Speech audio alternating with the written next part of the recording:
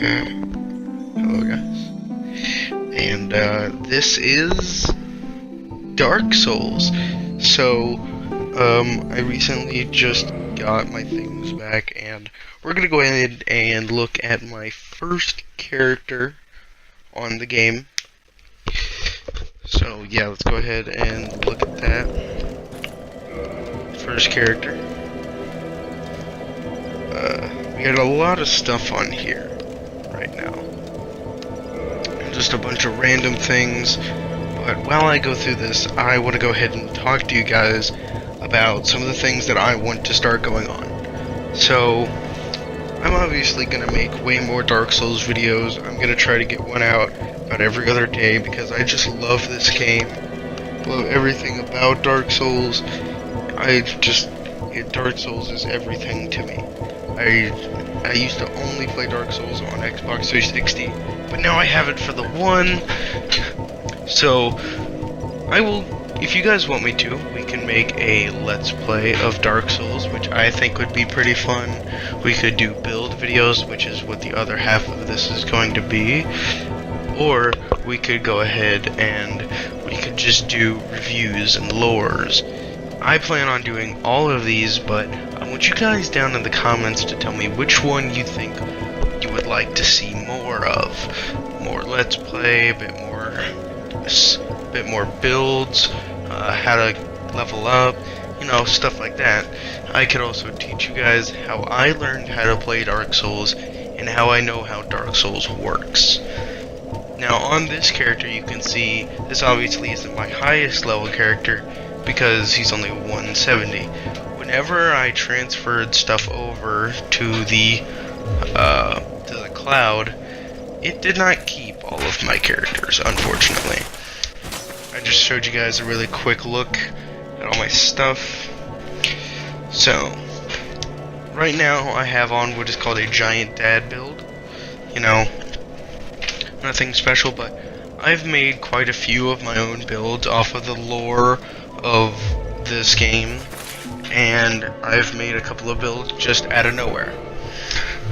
So we're going to look at a couple of those today, and also we're going to be talking about a thing that I've been thinking of, a Biz Vlogs, where I do vlogs. I'm thinking about putting it on my main channel, and if it gets enough success, I'll make a second channel for it. I'm thinking of doing that, and I'm also thinking of doing a lot more Dark Souls, because I know Dark Souls is going to be very big, and I'm very good at doing Dark Souls type things. Not as you will see in this video, because I haven't played it in about 3 months, but, gotta do it at one point. So here's a build of mine. I'm just gonna show you guys. This is my PvP character that I made. He is level 208. He is my most successful character so far out of everyone, and by successful I mean he's gotten the most stuff, and he has, acquired many things, and he has the most leveled up things. So I'm just gonna go ahead and show you guys a lot of the stuff that I like that Obsidian Greatsword. That stuff's crazy. The Demon Great Machete I really like. The Quelaag's Fury Sword and the Falchion. The Marikuma, +5, got it. Ayato, I have a Uchi up there, +5. Washing Pole, +15. I meant to say +15. Rapier, +13. Chaos Blade, +5. We're gonna put that on, but just give you guys a little quick stuff. Like Ricard's Rapier, +15. And Blacksmith, Great Hammer, Pickaxe. Some of the rare stuff, 4-pronged plow, a whole bunch of stuff like the Great Scythe, and and we go down here to talismans, shield, and stuff like that. Got a whole bunch of shields. Alright, so here, so I'll put a talisman on. Oh, went the wrong way. Let's go ahead and put a talisman on Ivory, which is the best besides the Dark Moon Tin Calish or something. We're looking for a specific hood.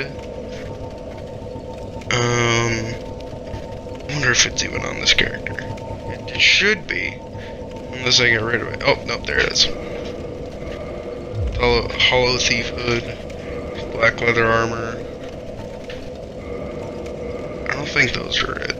But you do need these. Yes, those aren't it. Those are too wide. Is it? No, is it these? No. It's supposed to cover them all.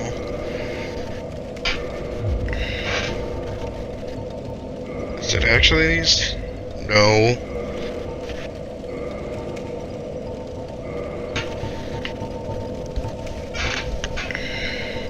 Okay, there they are. Black leather gloves, I think.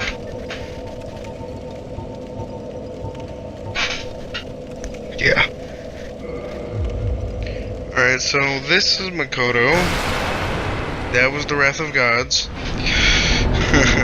So Makoto, basically, his backstory is he was the one that forged the Chaos Blade. He is a undead warrior. He is said to trap souls inside the blade, which is why whenever you use it, it cuts deep in you too. It's a very great moveset that I like, similar to the Uchi's. And that's about it. Makoto was he made the Chaos Blade, it was forged in the deepest fires of the Chaos Witch or something like that. I can't remember.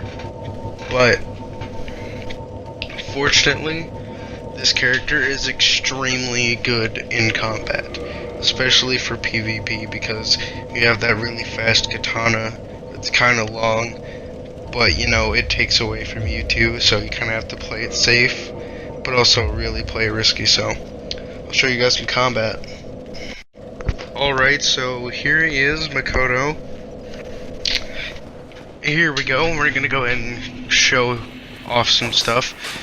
He always wields the blade two-handed, usually, unless he's going for parries. That was the RT, which went for about 500. The regular light attack is almost 350. I like that roll, too. So, now he went one-handed. Going for the one-handed swings, which is still an insta-kill to these guys, because these guys are pretty weak. And then we go up against these guys here. Just slice them in half. I wish I would have got a backstab on a couple of these guys. And there you have it.